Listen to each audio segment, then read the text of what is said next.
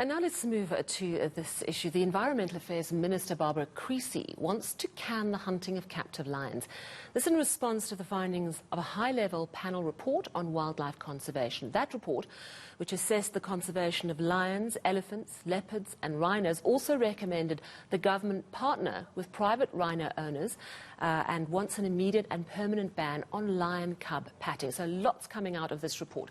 And let's discuss this now with Fiona Miles, Country Director for Four Paws SA, which is a global animal welfare organisation, and also Wayne Bolton, founder of One Land, Love It, which is focusing on conservation in South Africa specifically.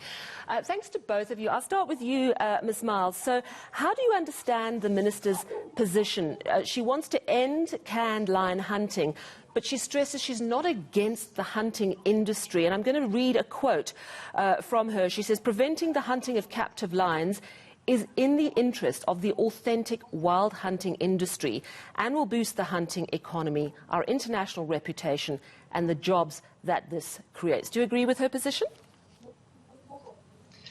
Well, look, the hunting of captive bred lions is basically, as it's been named in the past, like shooting fish in a barrel. Those animals have absolutely no opportunity to escape. They have been habituated to human beings and, associate humans with their sort of normal daily care. So the hunting of captive bred lions is completely unethical. I suppose a wild hunting experience has got a huge amount of protection around that in terms of obviously conservation and managing those wild lion populations and whether or not they should actually be hunting in a particular area in the first place. So it is quite a different thing as opposed to sort of a constant supply of very pristine animals for the trophy hunt, which is from captive breeding. Right. So am I right that you agree with her position that hunting is a very lucrative aspect of our tourism industry and needs to be carefully managed as a revenue stream, but obviously canned lion hunting is unethical? Look, hunting is, I don't think we're going to do away with hunting in South Africa at the get-go, but certainly we need to focus on the welfare of all those animals that are being intensively bred in for commercial purposes, for their parts, for their derivatives, for volunteer opportunities, and sort of authentic tourism experiences. As Four Paws, obviously we don't condone trophy hunting at all. But certainly this is a massive step in the right direction in terms of the welfare and well-being of our iconic species. All right, and I'd like to bring you in here, Mr. Bolton, because you're focusing specifically on rhino conservation. Could you explain exactly what the report is saying about rhino horn trade and private rhino owners and conservation in general of rhino? Yeah, Sally, I think the report is rather ambivalent on the way forward when compared to the big moves on the lion front. But what I really liked about the report is it was a broad, comprehensive framework that was presented. So a more holistic approach, I would say. And two of the big focuses were on the communities and their involvement, and also on the private rhino owners that you've just mentioned. And those private rhino owners are very important. I mean, they have more than 50% of the rhino under their care, and they're facing some serious challenges right now with the costs of just conserving and protecting those rhino.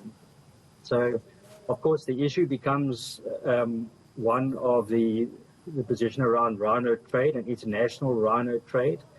And I think if I can just maybe start with one of the positive things that I found in this report was the recommendation that South Africa take a global leadership position on rhino conservation. So, of course, that makes sense because we've got about 80% of the world's rhino in South Africa, but it spoke to me of some political will from the government, which is something that we sorely need. The recommendation was that the minister attempts to develop a consensus approach that can be taken to CITES when next that happens. I think it's 2022, if they're ready for that. But there's certain requirements before she can do that, and that is that the Rhino Committee of Inquiry recommendations and the Rhino Action Plan conditions are met. Until that time, the government will not be making proposals to CITES for further rhino horn trade, international trade, so I'm quite pleased about that. I mean, what is your position on rhino horn trade? Is it that it's a necessary evil, that if it's at least regulated, we can protect the animals and try and squash the poaching, which, let's face it, is massively organised, a huge criminal network that is endangering these private owners who have to put up huge security to protect their animals? Yeah, it's such a complicated field, and you can have two avid conservationists with completely different stances on this, and so it's complicated because we don't know how it's going to turn out at the end. I'm sure in hindsight we'll get the answers, but I do know that what's happening now is certainly not working. So this report that we're talking about, as I said, shows political will, but this has to be backed by well-canvassed practical solutions. So the stakeholders will need to be convinced, and this includes the public and private rhino owners. Sure, it's a tricky one. They'll need to be convinced, that if and when things like international trade in rhino horn are implemented, that the necessary governance and safeguards must be in place. Otherwise, the poaching situation will just get worse. Exactly. I mean, it's a really tricky situation. Speak to me about this proposal that government get involved with the private rhino farm owners. I'm wondering if that is being widely welcomed by private rhino farm owners or not. It can only be good. Honestly, the more and more of the rhino have gone to private ownership.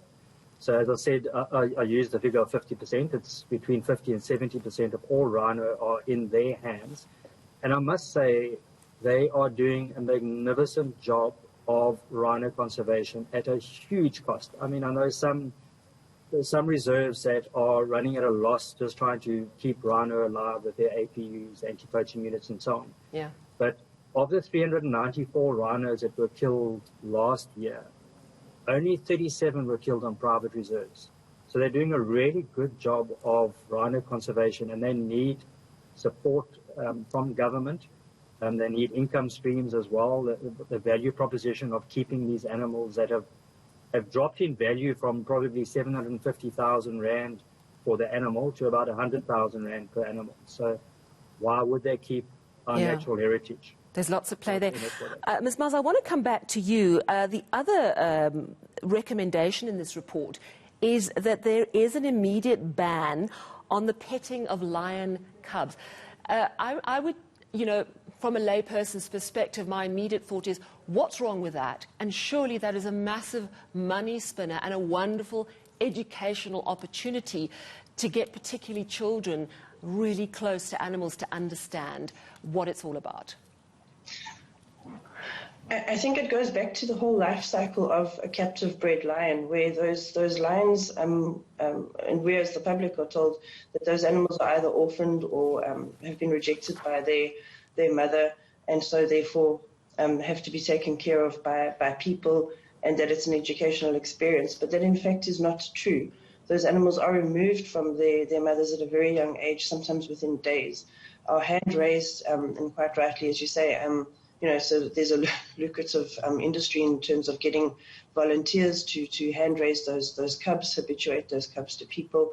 Obviously, the payments for that experience, that very quick experience of interacting with those animals. But it's not an authentic educational experience, because those animals are actually living in some cases in terrible conditions. They're afraid, they haven't had the correct diet or nutrition. So later on in life, they actually experience various conditions, which we've seen in many cases, because those young cubs haven't received the correct nutrition. They suffer from anything from arthritis to all sorts of other medical conditions. So it's not an actual authentic experience, and that needs to come to an end. All right. It sounds like this report has highlighted a lot of really important issues, and thanks to both of you, Fiona Miles, Country Director for Four Paws SA, which is a global animal welfare organisation, and of course Wayne Bolton, founder of One Land Love It.